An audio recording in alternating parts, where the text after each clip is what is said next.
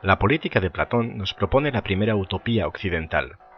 La utopía es una forma de organización social y política que, debido a la perfección teórica que supone y a los presupuestos sobre la naturaleza humana de los que parte, resulta imposible o muy difícil de realizar.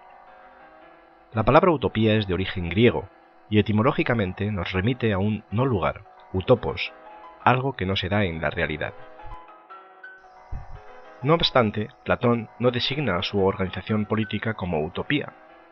La palabra utopía es un neologismo utilizado por primera vez por el renacentista Tomás Moro en su obra Utopía, donde describe precisamente una sociedad ideal.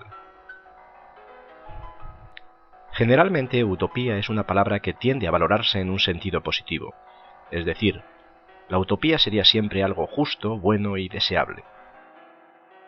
No obstante, muchos politólogos y filósofos nos han puesto sobre aviso de los peligros de algunas utopías aparentemente perfectas y sin embargo provocadoras de grandes males. Karl Popper, filósofo austriaco del siglo XX, es el más crítico en este sentido.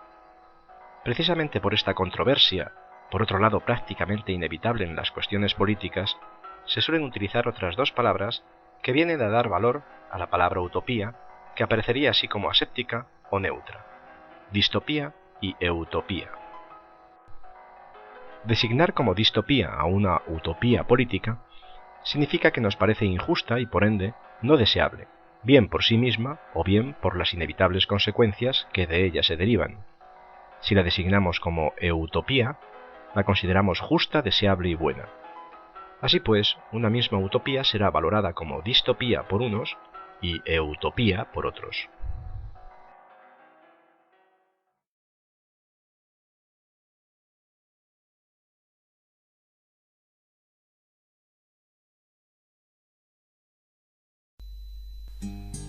Toda actividad humana, más o menos compleja, implica un conocimiento previo, una cierta sabiduría.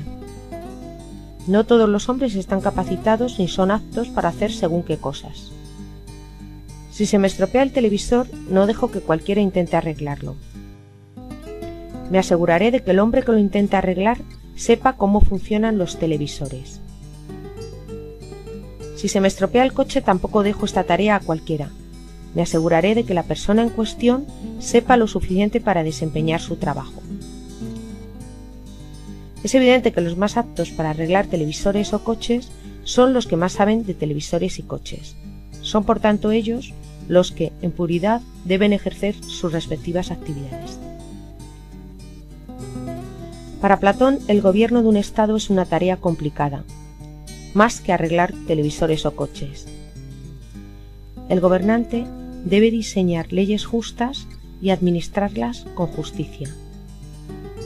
El conocimiento de lo que está bien o mal, de lo que es justo o injusto, no es un conocimiento fácilmente asequible.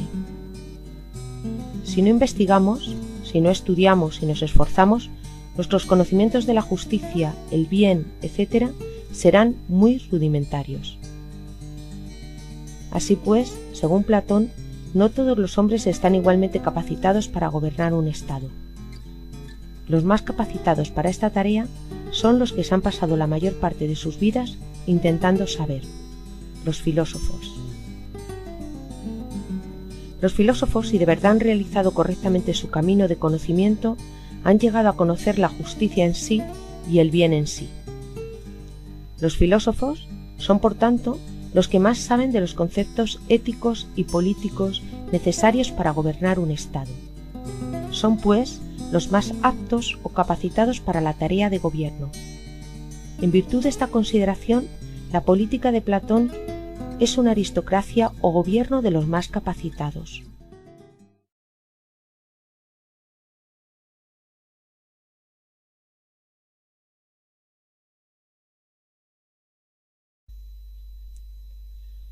Platón concibe el Estado como un organismo similar al alma. El Estado, como el alma, está constituido por tres partes distintas que son tres clases sociales. Los filósofos, que se corresponden con la parte racional del alma. Los guardianes o militares, que se corresponden con la parte irascible del alma. Y los artesanos o productores, que se corresponden con la parte concupiscible del alma. Cada clase social tiene una función propia. La clase social de los filósofos tiene la función propia de ser sabia, prudente y gobernar a las demás. La clase social de los guardianes, auxiliares o militares tiene la función propia de ser fuerte, valiente y obedecer a los gobernantes. La clase social de los artesanos tiene la función propia de la templanza, la producción de bienes y obedecer a la clase de los filósofos. Si los filósofos gobiernan con sabiduría, la clase social de los filósofos alcanza su virtud. Si los guardianes son fuertes, valientes y obedientes a los filósofos, alcanzan su virtud. Si los artesanos son productivos y obedientes al gobierno, alcanzan su virtud. Si las tres clases sociales realizan su función alcanzando sus respectivas virtudes al unísono, se consigue la armonía entre las partes, la virtud suprema, la justicia, gracias a la cual se alcanza el bien supremo, la felicidad del Estado.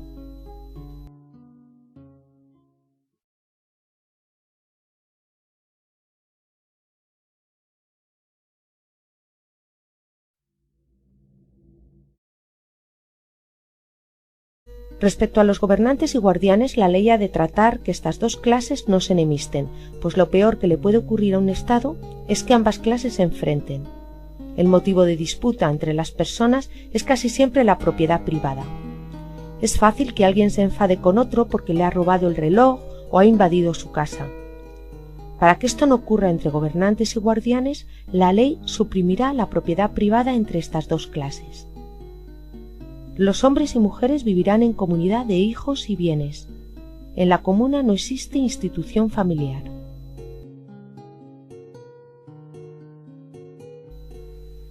A los artesanos se les estará permitido tener propiedad privada, mujer e hijos. La ley proclamará lo que debe recibir éste por su trabajo. La riqueza que el artesano recibirá no habrá de ser mucha, porque el artesano querría entonces dejar de ser artesano y dejaría por tanto de cumplir su función. La riqueza tampoco habrá de ser mínima, se le debe asignar un salario que le mantenga unido a su oficio y no provoque una situación de miseria. Respecto a los niños, la ley designa que el Estado se debe hacer cargo de su educación y crianza.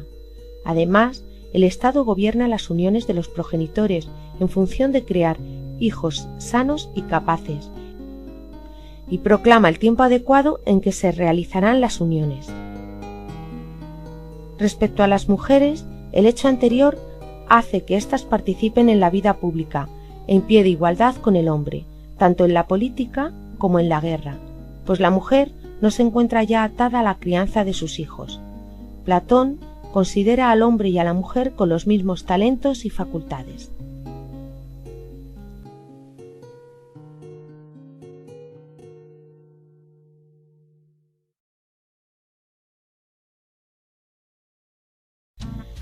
Platón cree que cada individuo tiene una predisposición temperamental dependiendo de la parte del alma que predomine.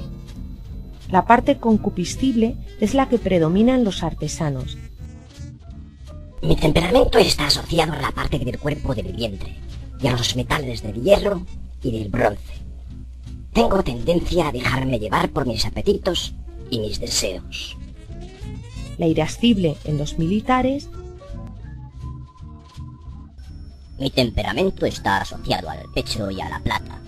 Soy impulsivo, decidido y dado a la acción y a la aventura.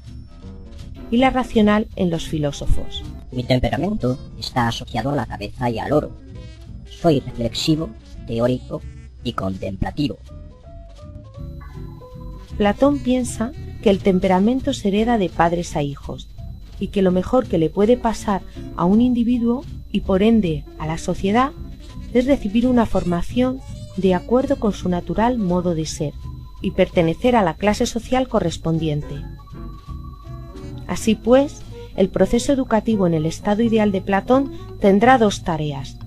Primero, tratar de detectar el alma predominante en el individuo, en una especie de auscultación psicológica que tendrán que llevar a cabo los maestros, es decir, los filósofos, y segundo, proporcionar la formación adecuada. En rigor, la auscultación psicológica para detectar el temperamento del individuo no es necesaria para los hijos de los artesanos. El Estado sabe a priori que en ellos predominará el alma concupiscible. Siendo este el alma predominante en los progenitores, es el que heredará inevitablemente el hijo. La auscultación psicológica es, sin embargo, imprescindible para los niños que proceden de la comuna, pues el Estado no sabe a priori si predomina en ellos el alma racional o irascible, debido a la incertidumbre sobre sus progenitores concretos.